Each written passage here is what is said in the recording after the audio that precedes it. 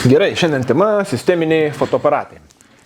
Specialiai palyginimui padėjau paskutinius 20 metų egzistuojančias 3 rūšis. Čia tik tai nėra juostinių fotoaparatų, kurie fotografuoja juostelės pagalba.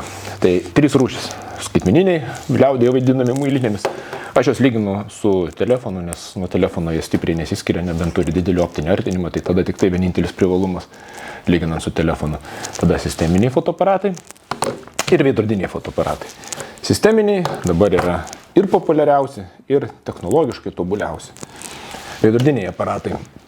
Nueina iš esmės sisteminis netgi aparatas, galėčiau ant to pradėti, kad jis yra pakeitęs veidrodinį aparatą. Turi viską tą patį, tik tai inžinieriais sumažino korpusą, nuėmė ir visą pentaprizmę, nes fokusuojama yra tiesiai į matricą fotonai per objektyvą, tai važiuoja ir atsimuša į matricą, procesorius gautą vaizdą sukramto ir perduoda mums jau į kortelę. Galutinį rezultatą mes išsitraukiam, kišam kompiuterį, redaguojam arba tiesiai neredaguotą žalią medžiagą dedam į internetą. Čia toksai paprastas pavaizdavimas, paprastas būdas. Į šitą vietą galim dėti daug skirtingų objektyvų.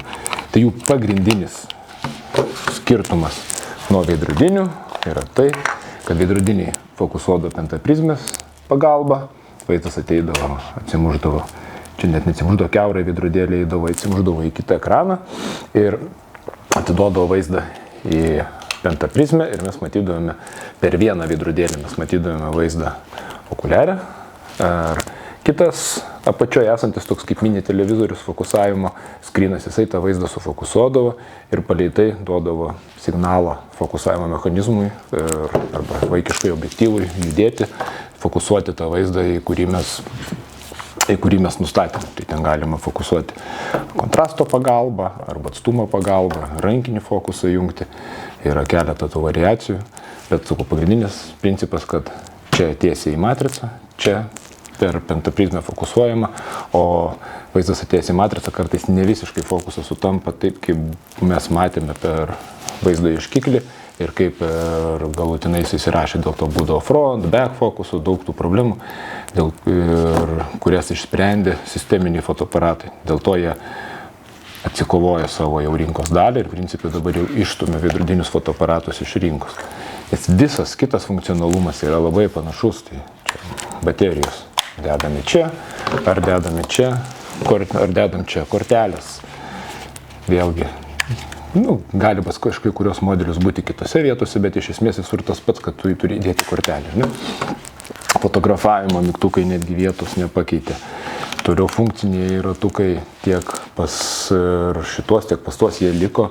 Gali būti pas Nikono, pavyzdžiui, per maudą nusistato diafragmos ar išlaikymo prioritetas, pas Canoną nusistato ratuko pagalba, bet iš esmės visi rankiniai režimai liko.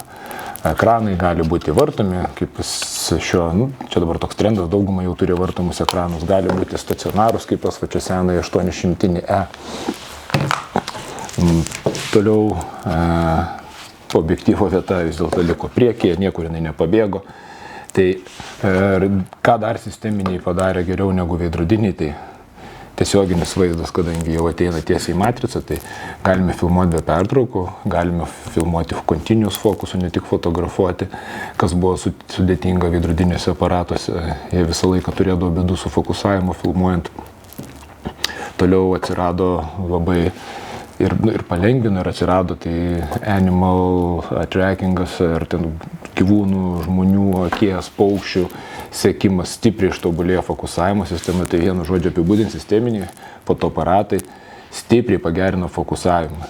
Ir netgi žmogus neįpratęs, neįgudęs fokusuoti, jisai jau gali lengvai sufokusuoti norimą vaizdą ir nebėra tų tokių problemų, kai ateina ir skundžiasi ir verkia, kad vestuvės, krikštynos, nepataikiau, nesufokusavau, kas dabar bus, kaip čia dabar visą tai suredaguoti. Tai sisteminiai fotoaparatai stipriai palengvino darbą net ir neįgudusiam fotografam. Tuom, aišku, jie kažkiek ir supaprastino pačią fotografiją, dėl to tuom gali užsiimti daugiau žmonių. Fotografų pasaulyje stipriai padaugėjo. Konkurencija yra didžiulė jų tarpe, žmogui pasirinkimas yra milžiniškas ir tos bendras kainos krenta, dėl to čia iš esmės tas technikos tobulėjimas turėjo ir antrą pusę, kad pačią kaip specialybę fotografo nupigino šiek tiek ir ne visi tom džiaugiasi. Nes dabar fotografuoti yra ypatingai lengva, dirbtinis intelektas super gerai redaguoja, aparatai fotografuoja idealiai. Ko jie dar negali, tai negali pamėgdžioti jūsų matymų. Šviesą matyti, teisingą kompoziciją matyti gali arba geba, tik tai turintis įgimtą matymą, arba baigia kompozicijos mokslus, baigia fotografijos mokyklas, iškalę tas taisyklės. Nežinau, ar tai yra gerai, nes iš esmės iškaltas standartas visur kartojasi, nieko įdomaus, turbūt sėkmingiausi yra tie, kurie dirba pagal savo liniją. Bet čia aš jau nuėjau į lankas. Tai sisteminis aparatas niekom kol kas nenusileidžia, galbūt išskyrus, kad labiau bijo smūgio, labiau bijo šalčio, tokių ne fotografinių dalykų. Greičiau akumuliatoriai dar nusėsta, bet visi kiti dalykai yra pas sisteminių pusėje, tai tiek greitis, tiek nuotraukos ir kokybė, tiek ir fokusavimo kokybė, filmavimas nepalyginti nėra ką. Tai šiaip ateitis yra sisteminiuose, dėl to, kai renkatės, filtruokite sisteminiai fotoaparatai, nebematau jokio tikslo pirkti veidrodinį fotoaparatą. O to labiau skaitmeninį, nebent tai yra išimtis, kai jūs dirbat gamykloje, reikia atsparaus, ten nufotografuoti kažkokį įvykį, rūdis, kur telefonas neturi atsparumo vandeniui ir smūgiamą fotoaparatai turi, tai galima, aišku, dar skaitmeninį su apsauga rinktis, dėl kurio negaila, kuris nebrangus, kad nenaudoti savo telefono sudėtingomis sąlygomis. Tai va, tiek šiandieną, kitą kartą pakalbėsim apie objektyvus.